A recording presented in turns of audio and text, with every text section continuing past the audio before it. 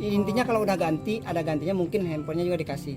Ya pokoknya semuanya yang dituduhkan ini saya punya faktanya semua pokoknya.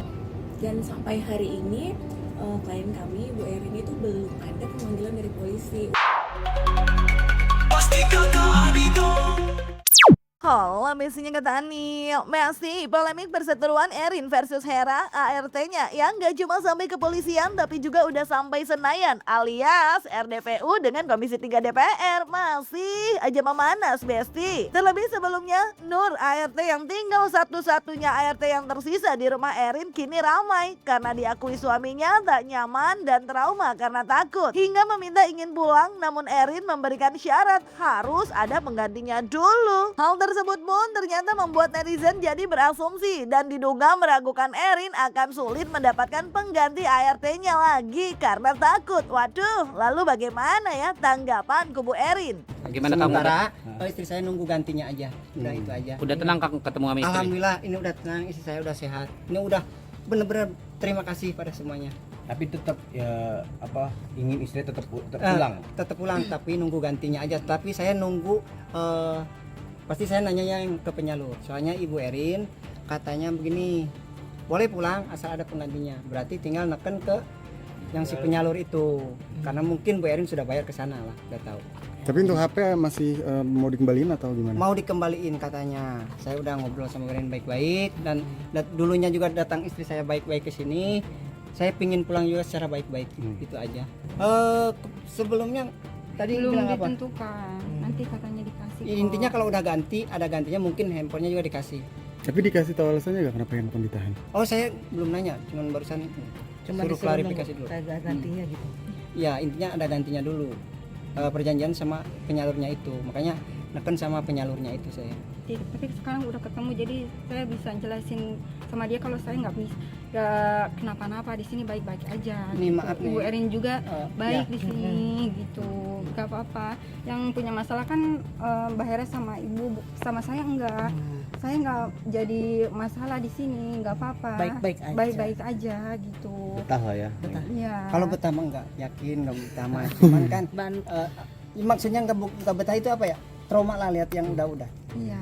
Tapi Mbak Nur sendiri ingin buru-buru bisa keluar dari sini. Saya paling nunggu penggantinya. Kalau keinginan Mbak Nur sendiri? Pengennya secepatnya diusahain sama penyalurnya gitu.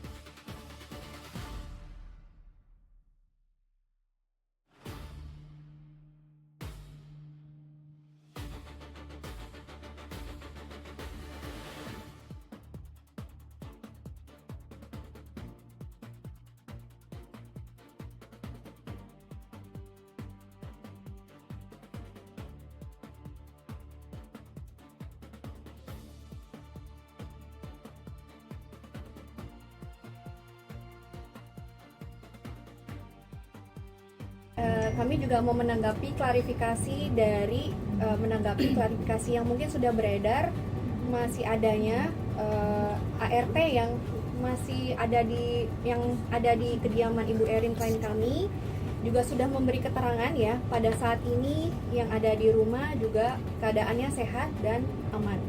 3 hari 1 minggu dia kerja di rumah karena saya tahu nih kelakuannya udah nggak bener. Nah dari sini aja dia udah bilang, yang mau kerja mangga gantiin aku di sini, gaji 3 juta, kerjanya santuy. Ini dia Sehera ya, nih ya dari akunnya dia ngomong nih, kalau dia kalau saya orangnya jahat atau apa pasti kan dia udah ngomong-ngomong kan, oh maksudnya Ibu Erin jahat atau apa gitu kan. Tapi di sini dengan buktinya dia, saya bisa tunjukin. Katanya kerja di sini santuy, HP bebas, temennya asyik-asyik, makanan bebas, free wifi, nggak ada potongan gaji tuh.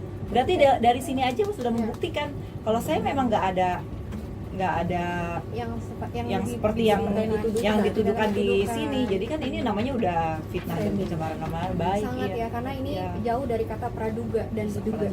Menyadari namanya jadi tercemar, Erin kembali membuat gebrakan dengan preskon bersama 3 kuasa hukumnya Besti yang menghimbau kepada semua pihak agar tidak terburu-buru membuat kesimpulan dan mengingat tentang adanya asas praduga tak bersalah dalam hukum. Terlebih ditegaskan kalau Erin pun belum ada pemanggilan kepolisian dan pihaknya pun menduga kalau Hera telah memframing atas dugaan penganiayaan yang belum terbukti hingga disebut pihaknya sangat merugikan Erin Besti. Kami meminta seluruh pihak untuk tidak terburu-buru mengambil kesimpulan yang dimana sebelum seluruh fakta dan proses hukum diperiksa secara utuh. Kami menegaskan juga ya, dalam hukum itu kan ada asas audi et alteram partem. Semua pihak berhak didengarkan pendapatnya. Jadi oleh karena itu semua perkara ini tidak dibentuk berdasarkan viralitas, tapi dibentuk oleh bukti dan pembuktian hukum. Pokoknya kan memang berawal kan memang diviralkan dari yang akun Nia dan Manik ini kan.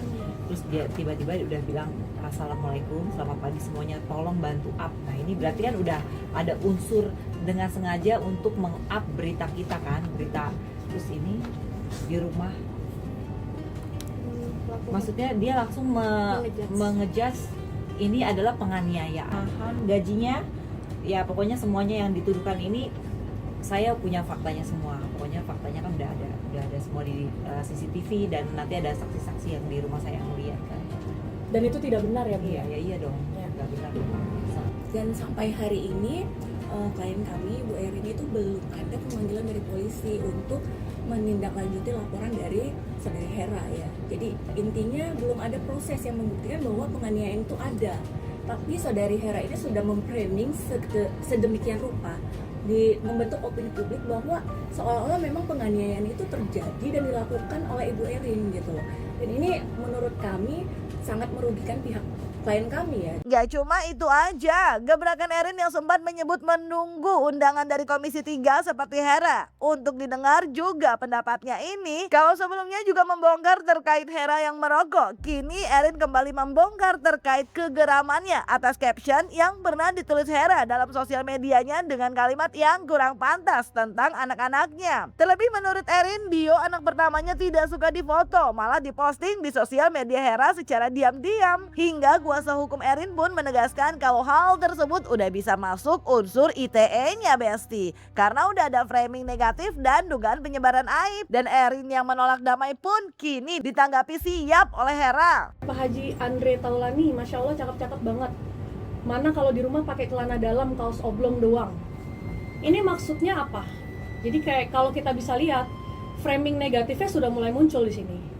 Di sini penyebaran aib.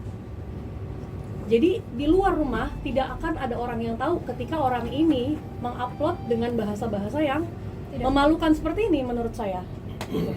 Karena nggak mungkin dong seorang anak jadi tidak merasa nyaman kan di rumahnya sendiri kalau ada orang yang update di sosial medianya. Tapi itu selfie ya Mbak sama... Iya, dia kan tahu selfie kan kalau Kenzi kan sama siapa aja mau, dia ramah kan. Maksudnya sama orang ketemu di mall, ketemu di mana dia mau, tapi kan dia nggak tahu kalau ini akan diposting. Tidak ada izin dan untuk kata-kata dan maksudnya oke lah nggak apa-apa diposting. Tapi kata-katanya itu loh, captionnya itu coba deh. Captionnya memalukan sekali. Oh, dia kan sampai bilang di sini kan katanya anak saya nomor 1 ini cakep, gagah, putih, pinter, ramah juga apa nih? Juga cuma dia anti kamera TV. Tapi dia anti kamera. Nah dia tahu kan ini dia tuh gak suka sama kamera, tapi kenapa dia foto-foto diem-diem? Ini kan diem-diem lewat jendela tuh di belakang. Terus dia posting di Facebooknya, yang harusnya kan ini nggak bagus di posting-posting. Berarti sudah ada pelanggaran privasi ya. Di sini juga di akun yang sama menjelaskan bahwa aduh manis Pol Ayang Kenzi nemu foto tahun 2022. Saudari mantan ART ini telah mengupload foto keluarga secara tanpa izin, tuan rumah, dan itu sebenarnya sudah melanggar karena dia upload dan ini bisa masuk unsur ITE-nya. Gerakan baru Erin yang kini membongkar tentang ranah privasi yang diunggah Hera, mulai dari area rumah hingga anak-anak dan caption yang tidak pantas pada foto anaknya tersebut, seraya gaungan baru untuk Erin yang kini makin meradang karena merasa namanya makin di framing buruk akibat polemiknya bersama Hera. Apalagi RDPU kemarin menyimpulkan laporannya diminta untuk dihentikan, sementara laporan Hera terhadapnya diminta untuk ditindaklanjuti. Lalu bagaimana praktisi hukum melihat adu statement kedua kubu tersebut dalam polemik ini? Komisi 3 DPR RI. berusaha menghentikan. Iya, maksudnya dia membuat kesimpulan Oh, untuk ya karena laporannya terlalu mengada-ngada, mungkin dianggap mengada-ngada. Karena kan laporannya kan terkait dengan rumah yang disuting itu kan, yang video rumah yang disuting disebarkan kemana-mana. Kalau menurut saya sih itu terlalu mengada-ngada. Tapi sih hak segalanya diberikan kepada masyarakat Indonesia ya. Selama itu diterima oleh polisi ya saya rasa masuk aja gitu, apalagi ada nomor laporannya kan gitu. Jadi ketika ada nomor laporannya sudah terregister di website di Mabes Polri, artinya semua laporan sekarang kan terregister, dipantau oleh Mabes Polri di seluruh Indonesia. Artinya itu harus diselesaikan secara seksama ya, nggak boleh ditunda-tunda gitu. Misalnya setelah Habibur Rahman berbicara meminta kepada Polres atau Polda untuk menyetop proses Erin Taulani ya kan, karena dia laporkan laporkan ART-nya gitu kan ke Polda, karena dianggap Habibur Rahman ini kata Prof. Jaksel, karena dianggap oleh Habibur Rahman ini nggak masuk menurut Habibur Rahman, lalu Habibur Rahman ajukan itu amicus curiae di dalam persidangan ya, porsi dia sebagai pengawas hukum di Komisi 3. Tapi dia untuk intervensi nggak bisa karena nggak ada jalurnya. Ya Besti, aduh, padahal sebelumnya udah dihimbau untuk pada damai aja ya Besti, tapi ya semoga tetap bisa diselesaikan dengan baik dan jadi pelajaran juga buat semuanya ya Besti. Pentingnya saling menghormati daripada arogansi, pentingnya bicara jujur dan indahnya tabayun saling memaafkan. Jangan lupa like, subscribe, komen, dan share biar bisa dapetin video berita kece lainnya hanya di Kata Ani Besti.